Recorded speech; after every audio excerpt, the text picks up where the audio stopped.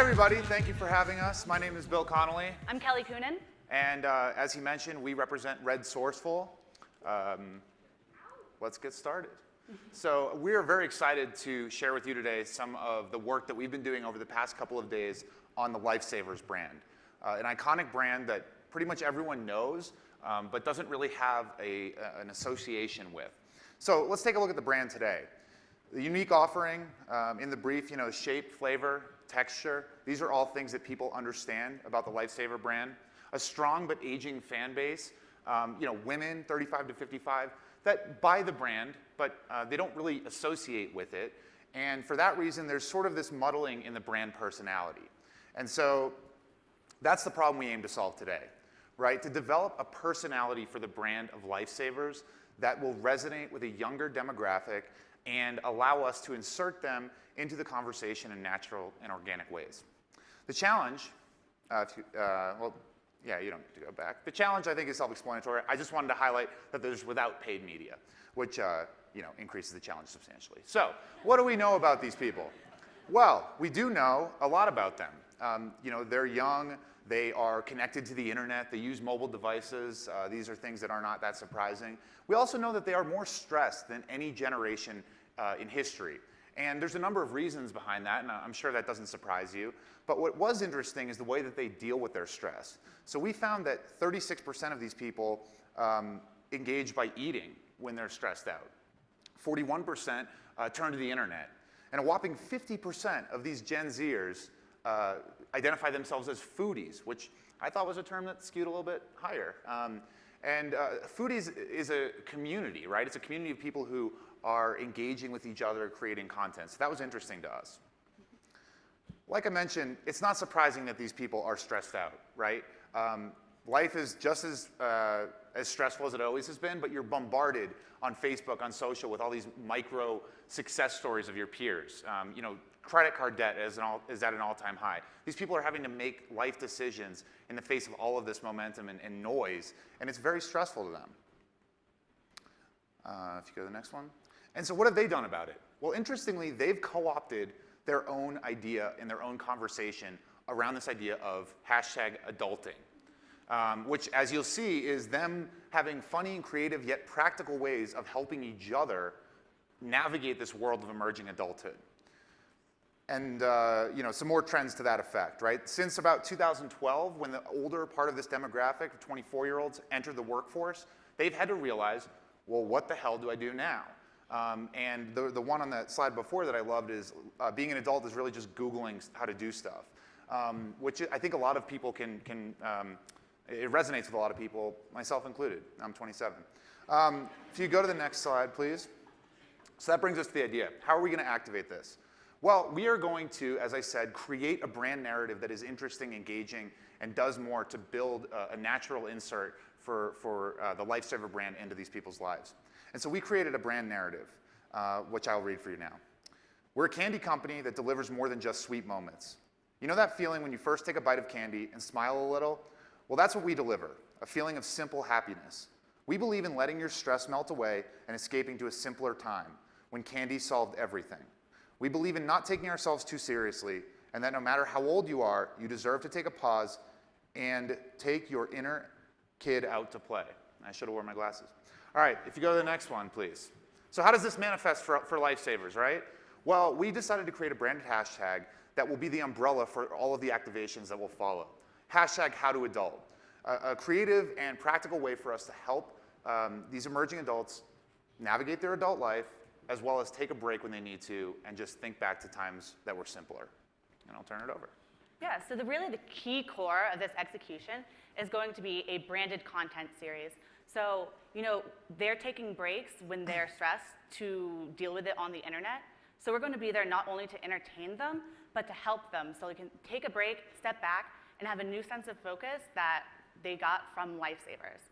So we really want to partner with YouTube stars who really resonate with this consumer more than even big celebrity names, and have a huge reach as well to create and distribute this content for us. And really the key is that we are going to be funny and relatable, entertaining, and most importantly, helpful. So it will live on a branded YouTube page as well as a content hub that will allow people to see people who are using the hashtag and UGC content. We also thought this would be a great time to utilize one of our great partners, Liquid. They have a new product coming out called RealBucks TV, which is essentially an incentivized YouTube. This is great for us because we'll not only be able to distribute our content, but our product as well by providing people a reward in the form of our candy for consuming the content. So aside from just the influencers, we're going to be really honing in on distributing this on social channels, which, as you guys know, you don't have a huge social presence right now. So really what's going to be key is not only pushing it out, but really bringing in a new consumer. So we're going to be doing this through YouTube. As I mentioned, that's going to be really kind of the crown jewel of the social strategy, holding all of our content and also kind of serving as a hub for these influencer partnerships. Then we'll be using Twitter and Instagram to really hone in on those existing conversations. So this is, as we saw, a conversation that's really already happening.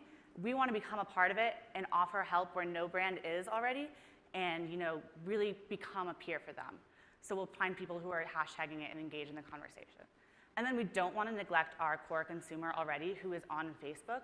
So that's where we will kind of repurpose the content to fit more of our mom audience. So we're really not making them feel left out, engaging with them on Facebook. And then Snapchat and Vine will kind of be auxiliary points for us where we'll have fun, really short, snackable content.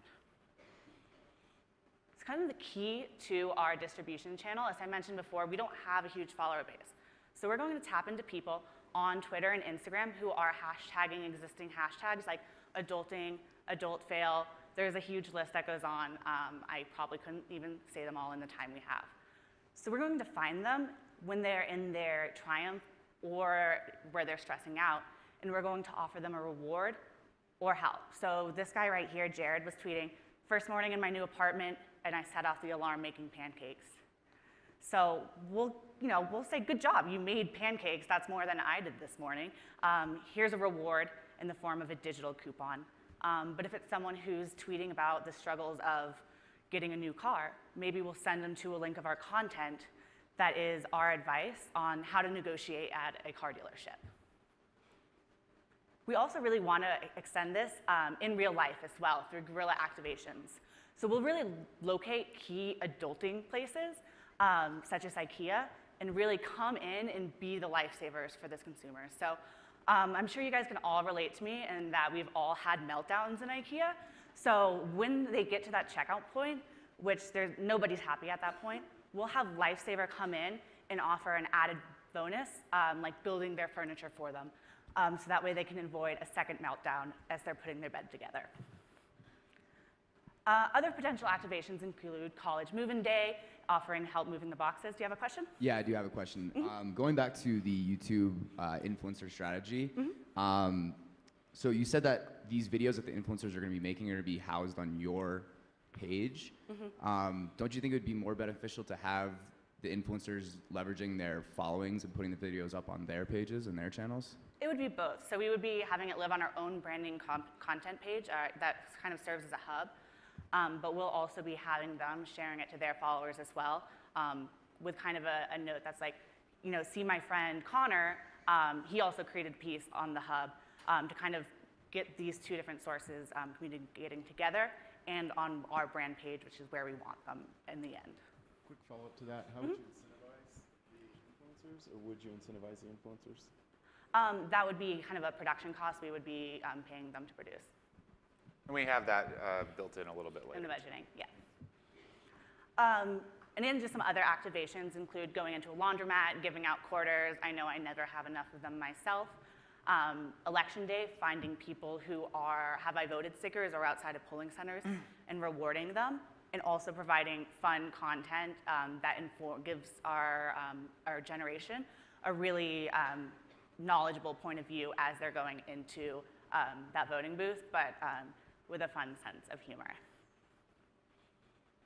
So really how we envisioning this living is a continuous loop. So we have this content that we're creating, and then we're distributing it through the engagement and rewarding them. And those rewards can then live as new content. So we will film what happens when we are surprising somebody with that free furniture build, and we will use that as content that we can further distribute. So it's really a continuous cycle, and it can really sustain itself as we move forward. Question for you. How do you monetize this content? Because, and I mean by that is content's very expensive to make. So how do you sustain that? And then how are you going to show how that's adding value to the bottom line of people actually going to the store and purchasing more of the product? So, I mean, really the monetization point comes in when we're giving people kind of rewards. We'll be using digital coupons that we can track as kind of a really key success metric for us. And then as well, really making it sustain. So these aren't issues that are changing over the time. Like these are problems, as you can see here, kind of by our activation moments, that are going to be happening every year. Every year, people are going to be graduating, trying to find jobs, moving into their new apartments in their brand new cities, voting every 4 years. So that one might not live as long. But and every year, 6 months after graduation, they're going to be getting that dreaded Nelnet email that says like, hey, time for you to pay your first student loan. So once we create this content, it'll be continuously relevant, and we just have to find the conversations that are existing already and push it to them at that time. Because these troubles aren't really going to change. So yeah, that explained that. And then we'll also have like little evergreen moments too, like, you're always grocery shopping and doing laundry and cleaning, which are kind of some of the key adulting conversations happening as well. So those will kind of take us through like the lull periods where it's not like, the summer is huge, will be huge for us. So this is a budget breakdown. As you can see, the majority of it is going to be going into talent and production.